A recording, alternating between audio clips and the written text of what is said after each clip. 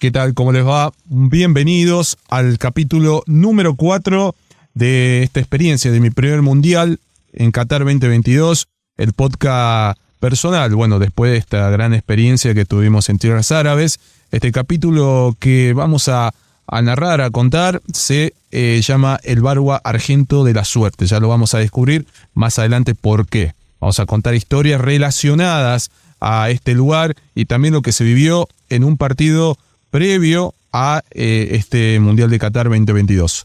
La resaca de la victoria ante Polonia duró poco y la selección argentina ya pensaba en el próximo duelo ante Australia por los octavos de final en Qatar 2022 en el estadio Adnan Bin Ali.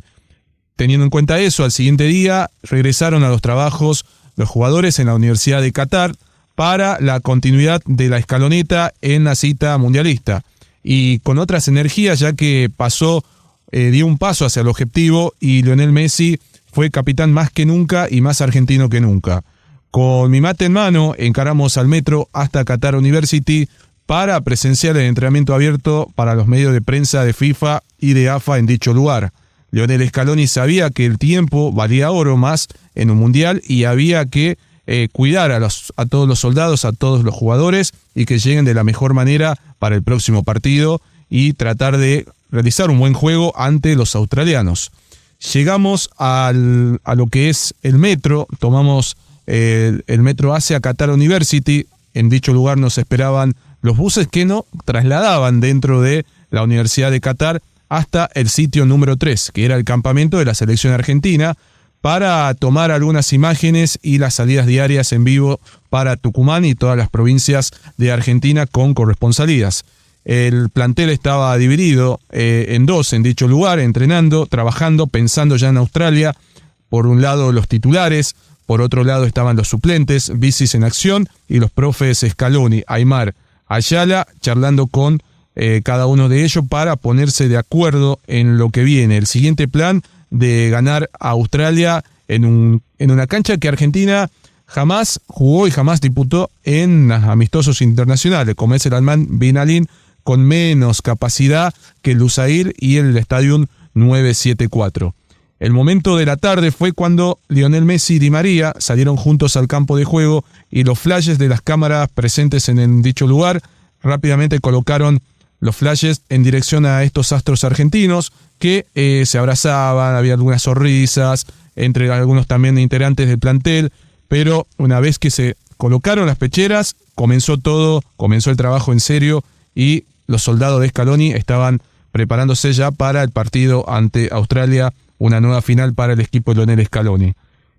A ellos rápidamente se sumaron Papu Gómez, Rodrigo de Paul y entre otros, y comenzó el trabajo en el predio de Qatar 2022, en el predio de la universidad.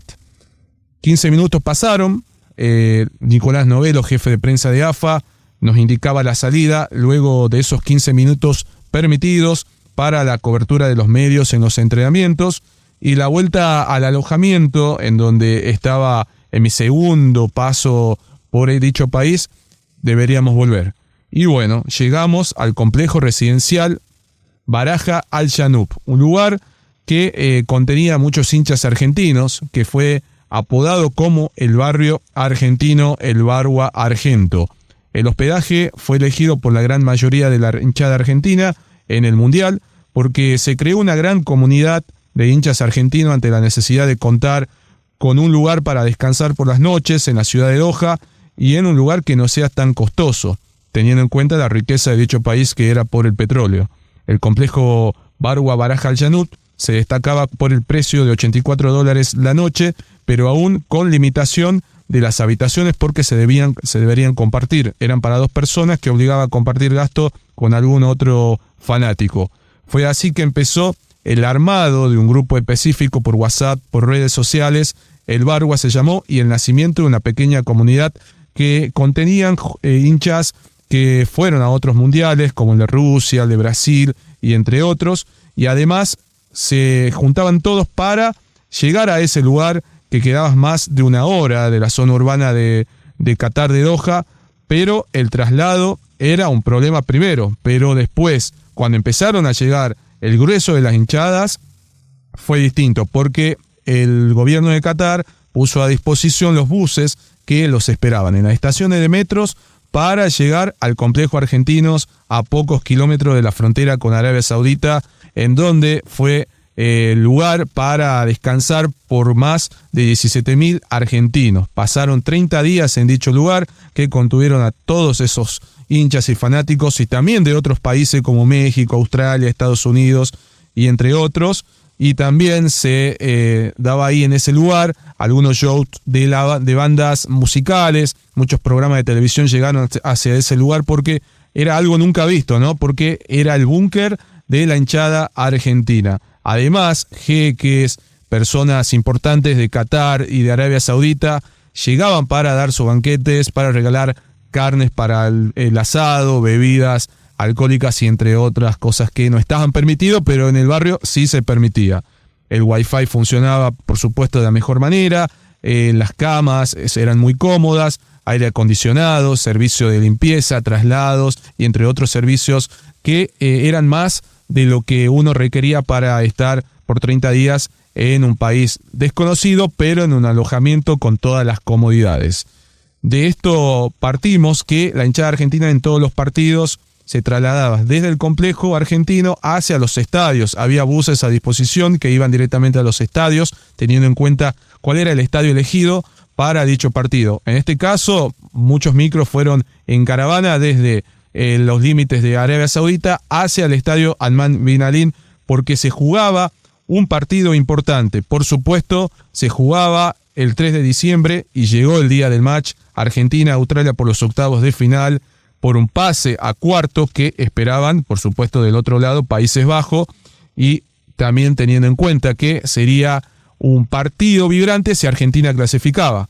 Pero teníamos que tener en cuenta cómo le fue a Australia en la previa. Australia logró su billete para la Copa del Mundo tras un complicado proceso que quedó tercero en su grupo en la clasificación asiática. Y por el lado de la selección argentina, clasificó con mucha anticipación para el Mundial de Qatar como segundo en el grupo de eliminatoria sudamericana, por detrás de Brasil. En el Mundial fue derrotado únicamente por Arabia Saudita en ese primer partido para el olvido y 2 triunfos seguidos ante México y Polonia. Nuestra selección estaba en búsqueda de quitarse la espina del último Mundial en Rusia 2018, que fue eliminado a manos de Francia muy tempranamente. En el desarrollo del encuentro, la selección dominó todos los aspectos del juego. El camino fue marcado por Lionel Andrés Messi, que tras un pase para Alejandro Papu Gómez, cerca del área, con la participación de Alexis McAllister y también con algunos otros jugadores, marcó el primer gol del partido para abrir este marcador en el estadio Adnan Bin Ali en su partido número 1000 para el capitán y su primer gol en partidos de eliminación directa en mundiales. No era un dato no menor. El segundo gol no tardó en llegar gracias a una presión intensa y a pura velocidad de Rodrigo de Paul, que apuró al arquero Ryan Force. El arquero no tuvo un mejor partido y cometió un error para que Julián Álvarez convierta el 2-0 y en el segundo partido como titular para el cordobés. Los australianos, por su parte, descontaron con un remate de media distancia por parte de Godwin para poner un poquito de tensión al partido y se metió en el segundo palo de Emi Martínez, que no pudo y no tuvo nada que hacer, y además el Emi Martínez en los últimos minutos fue el que salvó al equipo albiceleste y fue la figura de ese encuentro para sellar la clasificación a cuartos de final del Mundial, y que del otro lado esperaba Países Bajos. Próximo destino era el Lusail para el partido del año ante Países Bajos, con el duelo Messi-Van Gaal, viejos conocidos que dejará mucha repercusión en los medios y en el mundo, este duelo entre argentinos y holandeses.